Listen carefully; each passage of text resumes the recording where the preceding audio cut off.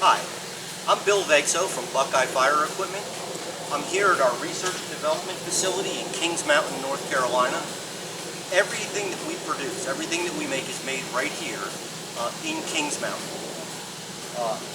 This is a 50-pound wheeled unit. I want to point out a few things.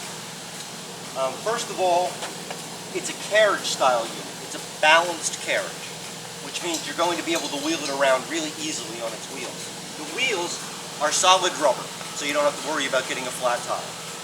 You'll see, as you wheel it around, it's very balanced. So if you have to go through doorways or down hallways, it's very easy to move.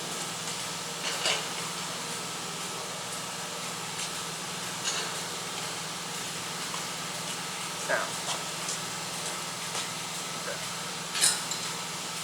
once you get the unit, the first thing you want to do is check a couple of things. First, you want to check the entire unit for mechanical damage. Any dents, scrapes, just any obvious mechanical damage you're going to want to know, especially if it's on the cylinder, because that might cause the cylinder, or it will require the cylinder to be hydrostatically tested if there's mechanical damage to the cylinder. The other thing you're going to want to check, and this unit isn't pressurized, so you won't see the gauge in full pressure, but the next thing you want to check is that the pressure, the needle on the pressure gauge is in the green zone. This is pressurized to 240 psi with dry nitrogen, and that should be pressurized. So check for mechanical damage, you check for your pressure. Now, the hose of the extinguisher, you've got 25 feet of half-inch hose. Okay, this is your valve. Okay, that's your nozzle. It's on a ball valve. Okay, forward is shut, backward is open. Okay, so what you want to do is you always want to make sure that that's pushed fully forward in the closed position.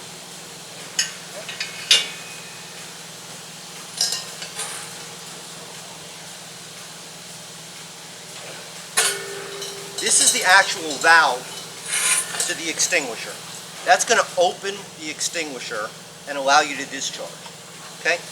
When you're ready to discharge, what you're going to do is you're going to pull the pin and you're going to push this valve, you're going to push the lever on the valve all the way down toward the hose. It'll be at a 90-degree angle to the valve. Once you push that down, it'll lock open. Then you're ready to fire. Okay. Generally, when you're looking at it, you've got about a 35-second discharge. So you've got a lot of agent capacity. The discharge range of the unit is 15 feet to 25 feet. And we recommend you stand from 50 to 25 feet back from the fire. I'm going to show you how we do all that. But I just want to kind of give you an overview. Okay, when you get the unit, you've inspected it, you've made sure everything is correct. The next thing you want to do is take off your owner's manual. Okay, now, the owner's manual is really important. You know, most owner's manuals, I would say, you know, people don't read them, typically. I'm not a big owner's manual reader. But everything you need to know about this unit is in the owner's manual. How to operate it, service, inspection, everything. So I would carefully look at this, and anyone that might be operating the unit, I would have them go through it step by step to make sure they're familiar with the unit.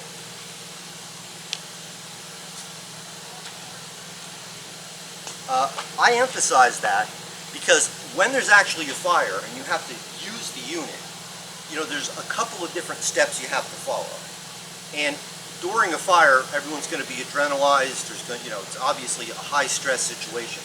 So the more familiar you are with the unit in advance, the better you're going to be able to use it. Okay, the operation of the unit. Okay, now,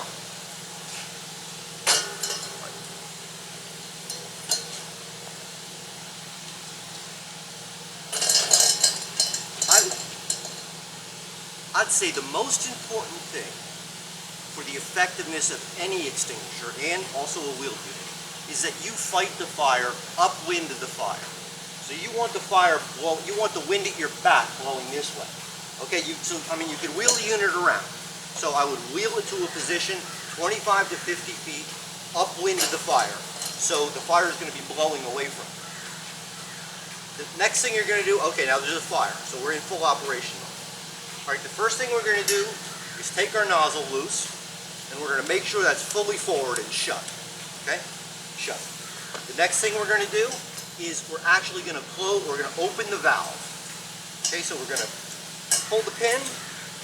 All right, the pin's out, and I'm going to push the valve. Can you see that? I'm going to push the valve forward, and it'll lock down. Okay, now the valve is open, so if you open this nozzle, you're going to be discharging. Okay, what you want to do is after, now you have the valve closed, you have the nozzle closed, you have the valve open. Next thing you want to do is take your hose loose, all of it. That'll give you the most mobility, and lay it out. And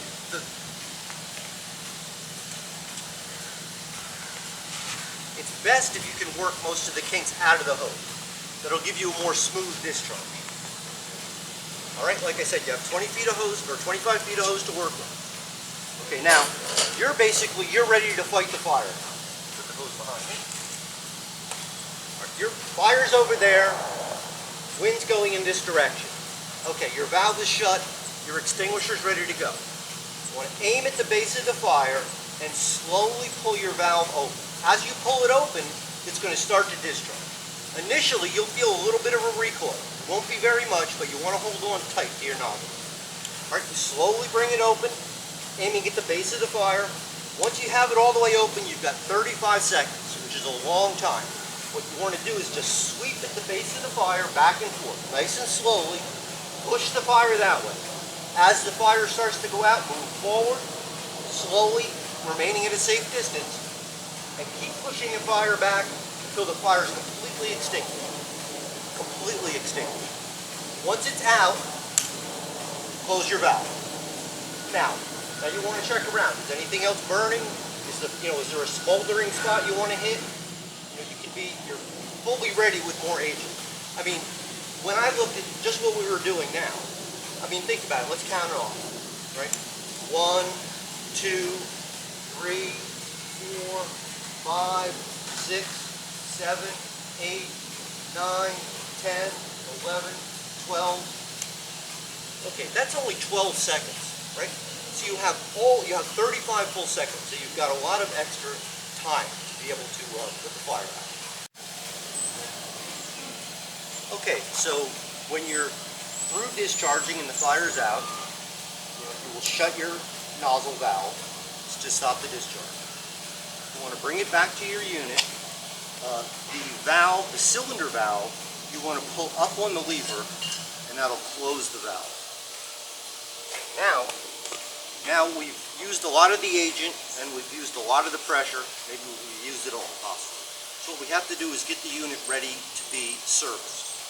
Okay, so what you want to do is take your hose, wrap your hose back up.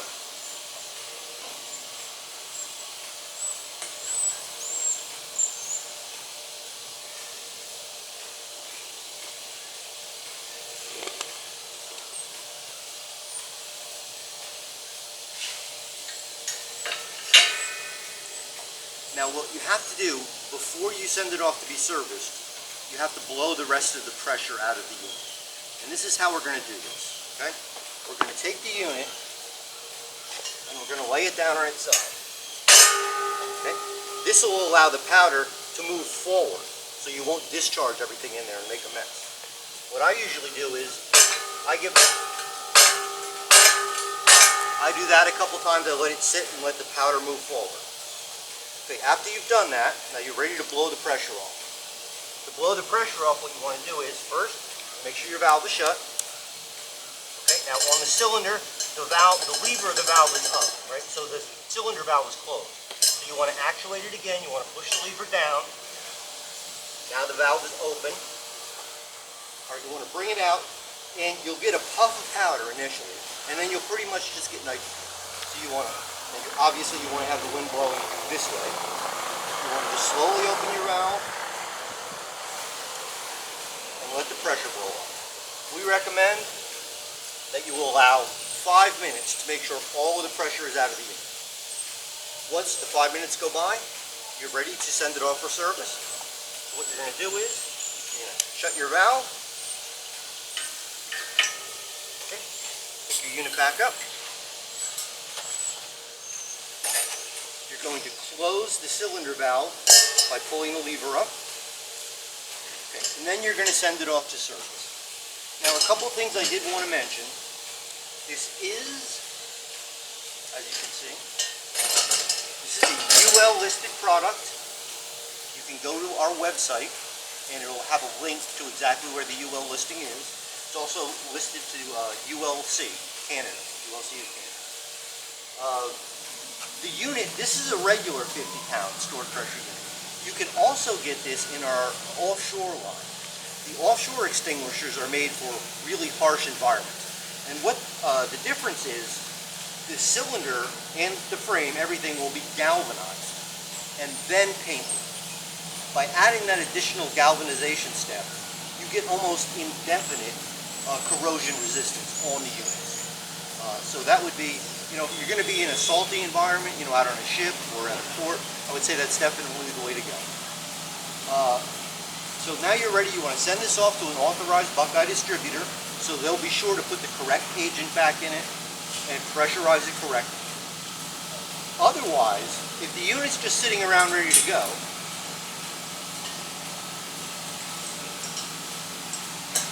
it's come back from your distributor, everything's ready to go. What is required, and we strongly recommend, is that every year you have a technician in to service the unit.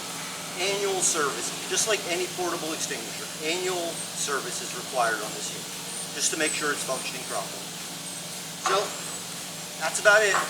Thank you very much.